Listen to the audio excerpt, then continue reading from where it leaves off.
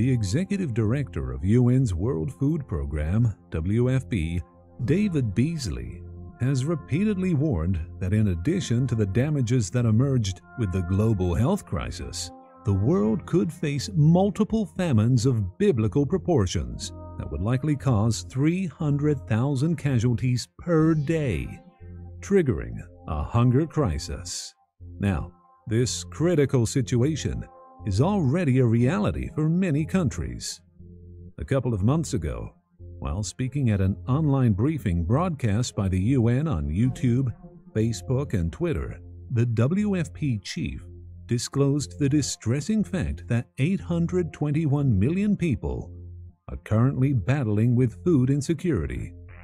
If we don't prepare and act now to secure access, avoid funding shortfalls, and disruptions to trade, he said, the outcome could lead to a humanitarian catastrophe in a short few months. Millions of civilians living in conflict-scarred nations, including many women and children, face being pushed to the brink of starvation, with the specter of famine a very real and dangerous possibility, he added. The briefing, titled Protection of Civilians from Conflict-Induced Hunger, which was coincidentally released with the Global Report on Food Crises 2020, included an examination of the conditions of 55 countries where 135 million people are dealing with a crisis-level food insecurity. And that doesn't take into account the impacts of the sanitary outbreak, which response has been creating an excruciating trade-off between saving lives or livelihoods, or in a worst-case scenario, saving people from the current viral cases to have them die from hunger. On the basis of research from WFP, Beasley revealed that as the virus spreads, an additional 130 million people could be pushed to the brink of starvation by the end of 2020. That's a total of 265 million people. Together with the Director General of the Food and Agriculture Organization of the United Nations, FAO, Q Dong-yu, and the Secretary General of the Norwegian Refugee Council, Jan Egeland, Beasley added, WFP offers a lifeline to nearly 100 million people, up from about 80 million people just a few years ago. This includes about 30 million people who literally depend on us to stay alive. If we can't reach these people with the life-saving assistance they need, our analysis shows that 300,000 people could pass away from hunger every single day over a 3-month period. According to the Global Food Crises Report, the most aggravating situation is happening in countries across Africa and the Middle East due to the abrupt shutdowns that accentuated poverty. More people are expected to be fatally affected by the economic impacts of the viral outbreak than from the virus itself. In countries like Afghanistan, the Democratic Republic of Congo, South Sudan, Syria, Yemen, and Zimbabwe, national health systems are already overstretched with an alarming dearth of equipment, medicines, and trained staff. Such countries are among the 9 countries which account for more than 40% of stunted children, the report outlines. And Beasley highlighted that 1.6 billion children and young people are currently out of school due to lockdown closures. Nearly 370 million children are missing out on nutritious school meals. You can only imagine when children don't get the nutrition they need, their immunity goes down.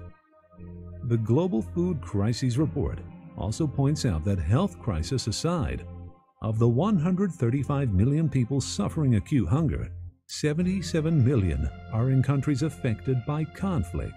34 million are in places that are subject to climate shocks, and 24 million are in places affected by humanitarian crises. Furthermore, a recent article by Bloomberg Quint described the soul-crushing situation of a 34-year-old Guatemalan construction worker who suddenly lost his job amid the sanitary crisis, and as a result, he couldn't feed his family anymore.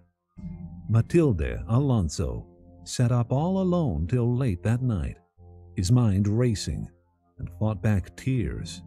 He had 6 mouths to feed, no income, and no hope of receiving anything beyond the most meager of crisis support checks, some $130 from the cash-strapped government. Today, Alonso said, breakfast, lunch, and dinner all look about the same in his house in El Chocotillo. Maybe a tortilla with salt, maybe a tortilla with beans, maybe a bowl of rice and beans. We used to eat meat. Now there's no meat. We used to eat chicken. Now there is no chicken. We used to drink milk. Now there is no milk. Even bread, he said, is off the menu, the article reports. Just as Alonso, tens of millions are suffering from food insecurity in Latin America. The viral outbreak only uncovered the fragility of the global economic status, especially in this region, where a resurgence of poverty is creating a tidal wave of hunger, even though throughout the past decades, most of these countries had almost eradicated that kind of malnutrition. The article asserted that from Buenos Aires to Mexico City, families have been skipping on meals and replacing fresh produce for starchy and sugary items. Differently from the US and Europe, Latin American countries cannot count on the same amount of federal aid, and millions of workers labor in the informal economy and are usually left out of assistance programs. The WFP report suggests that the Latin American and Caribbean nations in which it operates will witness a spike of approximately 270% in the number of people suffering from extreme food insecurity over the coming months. According to the WFP spokesperson in Panama, Nora Restrepo, that surge from 4.3 million before the health crisis started to spread worldwide to 16 million in recent projections, will likely be the most severe in human history and more than twice the estimated global growth rate. The growth of the middle class happened gradually in these regions, boosted by an expansion in commodity prices from 2000 to 2014, which reduced poverty rate from 27 to 12%.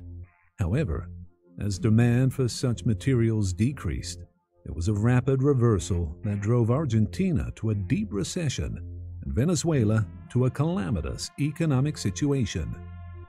But even during the growth period, these countries were dealing with other underlying problems, such as economic inequality, racial tensions, and authority abuse, whose pressure sparked mass protests last year, with hundreds of thousands taking to the streets in Colombia, Chile, and Ecuador.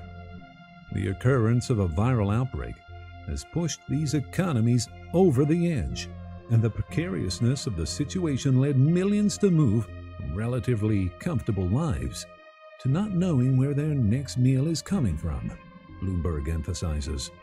The difference between being poor and going poor is brutal, said José Aguilar, founder of Reactivemos la Esperanza, which supports 100 families in Costa Rica and is trying to reach more people.